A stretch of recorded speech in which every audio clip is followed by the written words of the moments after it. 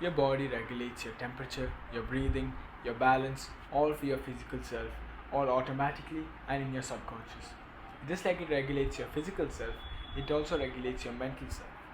How it does that is there are so many thoughts going around in your brain, and it brings to your attention the thoughts that align to your beliefs and your self image. So, if your self image, if your beliefs are that you are a binge eater, every thought you get about eating junk food or just binge eating will always be highlighted for you. It will be pushed to your forebrain, it will be pushed to your forethought right now. So, who you are and what your beliefs are determine what your thoughts are going to be. So, if we can change that, if we can change your beliefs, if we can change your self image, you can start to think thoughts that your brain will start to give you thoughts that align to that new self image. So, how do we do that? Now we need to build a better self image. Because when your self image is what determines what thoughts you get, what impulses you get, and when you do some habits for a long time, your self image gets attached to that, and when it does, the thoughts and impulses that you get will all be aligned to that one bad habit, or multiple if you're doing multiple bad habits. A binge eater will always get those impulses of binge eating because his self image is aligned to that. Small things you do add up and creates who your self image is, who creates your beliefs and your self image. So if we can change these small things that you've been doing, bad things that you've been doing, binge eating over a long period of time, that's built your bad self image. Now if we can do good things that slowly build up a new and better self image, you start to get the thoughts and impulses of the successful version of yourself. If you want to start going to the gym, if you want to start eating clean, if your self image aligns to that, you won't get the impulse to eat junk food. You will get the thoughts to eat clean. You will have the impulse to stay away from that junk food and eat clean. You won't get the urges to go and binge eat because your new self image aligns to eating clean. And if you want to go to the gym, if you can build your new self image around that, you will get impulses to go to the gym. It will be easier for you to go to the gym because when you're trying to go to the gym or trying to adopt a new habit, it feels very hard at first, doesn't it? Because your self image doesn't align to it yet. If you can bring your self image to align to that habit that you want to do, the actions that you want to take, then it becomes so much easier for you. If your self image is that of someone who's fat, someone who just doesn't go to the gym, doesn't eat clean, who's not healthy, your impulses and your thoughts will be against going to the gym because going to the gym is against your self image. Your brain only thinks how your self image is, and anything that goes against that, your brain tries to stay away from. So if your self image becomes that of someone who goes to the gym, it won't try to push it away, it'll try to welcome it. It'll make you want to go to the gym more. So you have to build this self image. Like you have habituated your brain for comfort, like binge eating, watching TV shows for hours on end. We can now habituate our brain to experience discomfort, to be in that discomfort, because growth occurs in discomfort. Everyone is so comfortable these days. Like when you're in your room, it's air conditioned. Your room is air conditioned. Your car is air conditioned. Maybe where you go to work or where you go to school, it's air conditioned as well. So you get this level of comfort in the modern day where it's like you don't have to work anymore. You don't feel that much discomfort. Right? If you want pleasure, if you want to feel fulfilled for a moment, then you can just go on Instagram and start scrolling. You'll feel that fulfillment, that happiness. You don't have to go out and work for it. Right? The same way, like if you wanted food before, like back in the caveman days, you have to go out, hunt down an animal, kill that animal, and then eat its meat. That's how you got your food, and there was so much discomfort involved in going and getting that food. But now we can just order it on an app, and in 10-15 minutes it'll reach our doorstep. This level of discomfort has like it just killed that growth of men everywhere. You see right now a lot of men, like they just don't grow. They don't have this fire to go and improve. And if you want to improve your life, get out of this rut, get out of this like depressive everyday watching TV, not feeling very unfulfilled, because that's how I was before. But then I learned about self-improvement. I started implementing these tactics, right? Doing good habits, getting rid of bad habits. And slowly but surely I was able to improve my life. Now I'm here teaching you how to do it as well. So we need to get rid of that comfort that's been governing our lives. Comfort governs everyone's life now. Comfort is something we all seek, and we were built to seek comfort. We want shelter. Back in the caveman days, we want shelter, we want warmth, we want food. That's comfort. And we seek comfort. And when we used to seek comfort, we had to go through discomfort to get it. If you wanted food, we had to go kill an animal. If you wanted warmth, you have to go and collect firewood and then make a fire. If you want a cave, you have to go and find a cave. You have to find a nice cave and you get shelter. Shelter, food and warmth. That's what we wanted, and we got that through discomfort. But now discomfort doesn't precede comfort anymore. I feel like a lot of addictions nowadays, right? Social media. Think about social media for a second. Everybody is addicted to social media, whether you think you are or not.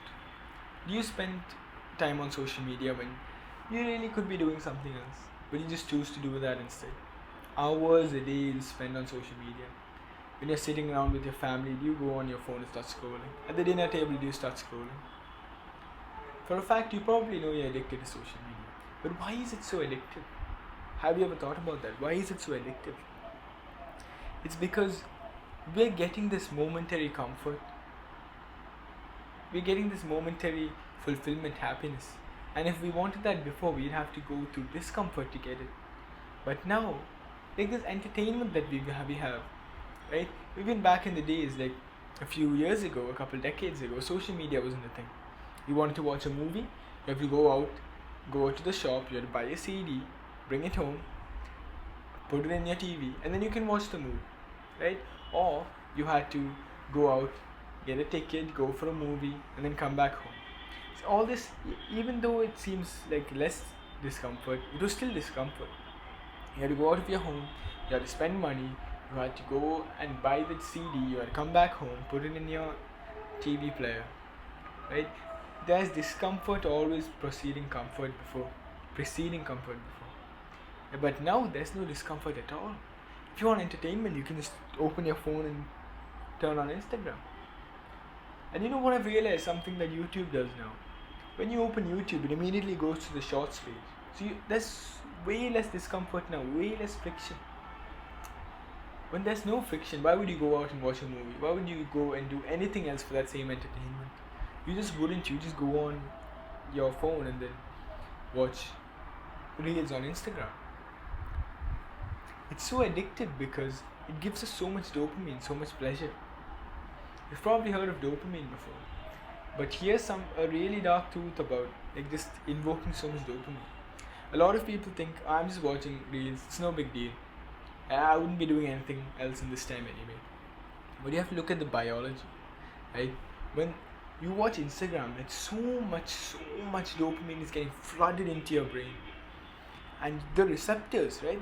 There are these receptors and dopamine attaches to them, and only then can we feel the effects of dopamine, the pleasure, right? When we have so much dopamine, your receptors just can't handle it. And if that much dopamine keeps incoming, attaching to the receptors, it's going to die, it's going to get fried. So what your brain does, it down-regulates that receptor.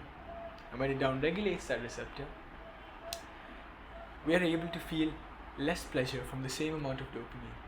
Less amount of dopamine is able to attach those receptors. So we're able to feel less of the effects. And when we look at a graph at the level of dopamine, this is our baseline. Right? This is a normal level of dopamine. When we watch Instagram reels, right, our level of dopamine rises. Right? And when we're done, it falls and falls and falls. It falls below the baseline. Now you have a deficit. And we don't like deficits. We don't like dopamine deficits. We always want to be in baseline or above. So what do? What does your brain tell you to do? Increase that dopamine. So what do? You go and scroll on Instagram even more. So you increase it, it goes above your previous baseline, comes down, and it goes even below the new level that you had. So now you see, when you keep watching Instagram reels and you have no discomfort preceding it, your level of dopamine just keeps dropping. And dopamine is responsible for your mood, your mental health, your motivation. And when you keep doing this, when you keep doing these dopaminergic activities, right, like watching TV shows, watching movies, basically any kind of comfort or happiness that you get, pleasure that you get, that doesn't involve discomfort. If there's no discomfort before the pleasure, you're going down a bad rabbit hole. Right? Your dopamine is going to get reduced and reduced and reduced, more and more and more. The more you do this, that's why it's so bad to keep watch TV shows, movies, Instagram. That's why we need to cut all of that out. Because if that governs our life, what's pushing us to go and improve ourselves? We have no need to improve ourselves. We only improve ourselves to seek out these comforts and seek out these pleasures. But if we have it in the palm of our hands, why would we go and improve ourselves? So first we need to cut all of this out. Right? Because this is fake pleasure. What is this pleasure? Right? What is this pleasure? We go on our phone and start scrolling. We can't even remember the last 5 reels we watched. You probably can't even remember the last 5 reels you watched. Right? Is that joy? Is that joy when you can't even remember what you were joyful about? Then once you're done, you just feel worse, you feel depressed. When your dopamine level gets that low, and you have no motivation, you have no happiness, like your mood is just so bad, you get angry, right? You get mad, frustrated, you get agitated, you're uncomfortable. Because your dopamine level is so low.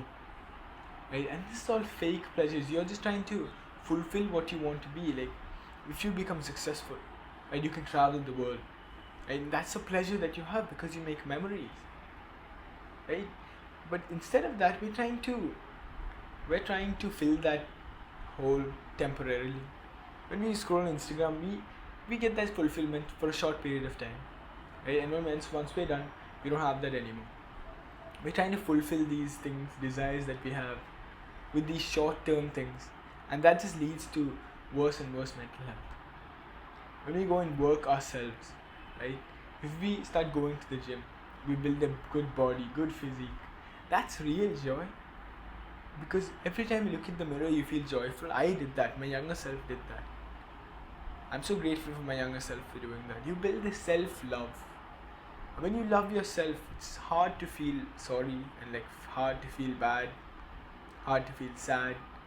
And when you look in the mirror, if you look at that person, think, I love that person. It's hard to have mental health problems when you love yourself, right? It's hard to have depression when you love yourself. Most people have depression because they don't love themselves. Not because they don't love themselves, but when people are depressed, they don't love themselves. Right? That's a correlation. So if you can build up these habits and stop these bad habits, that's making you not love yourself.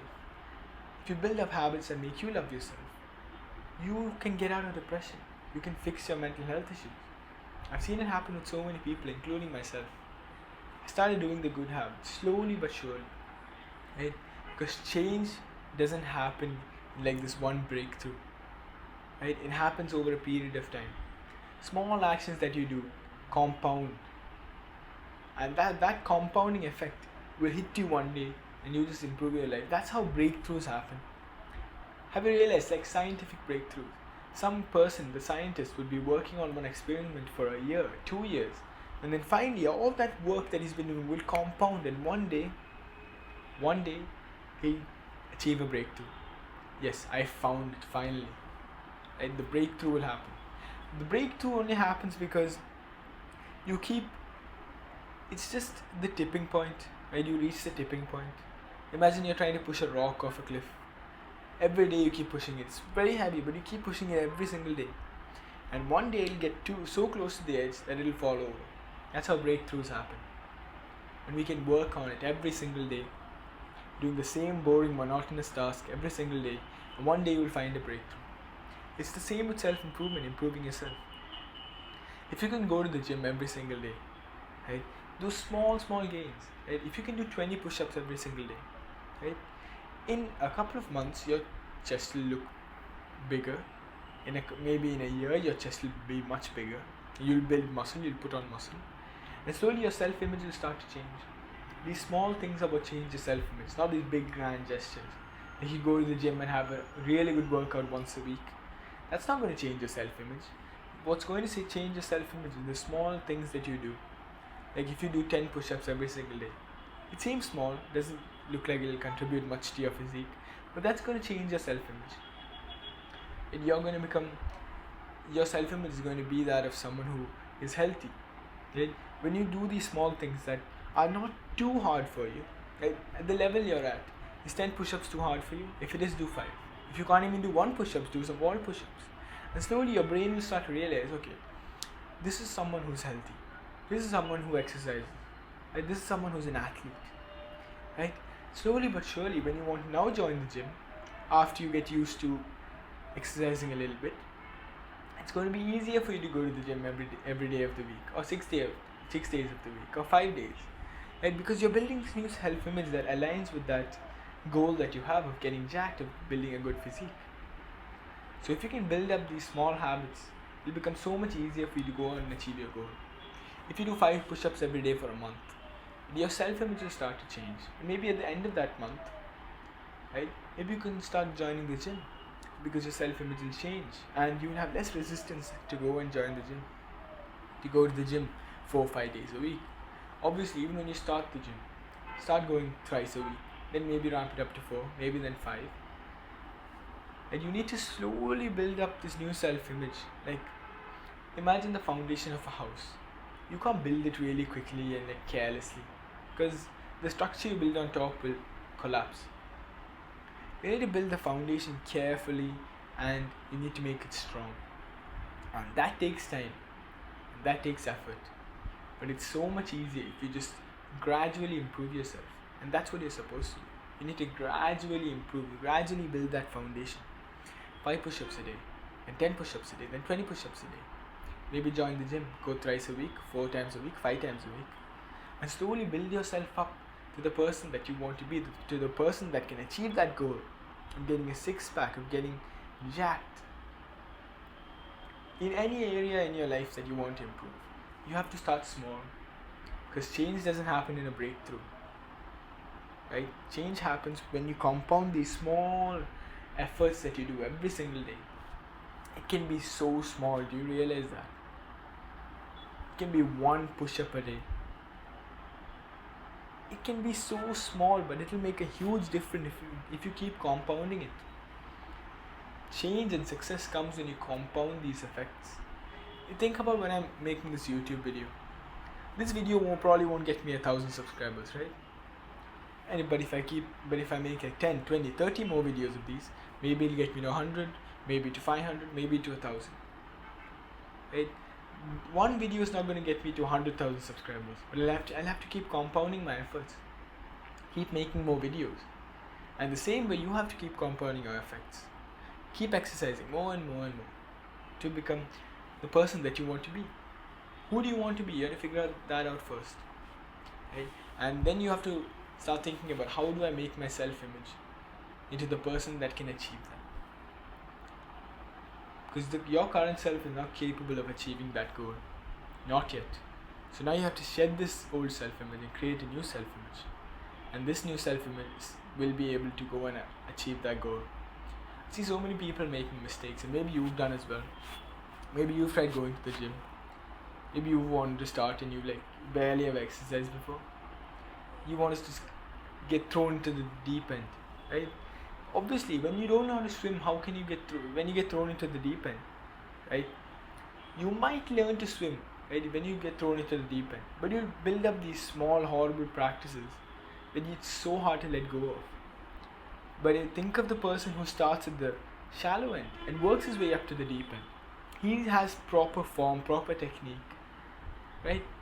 So that's what you should do.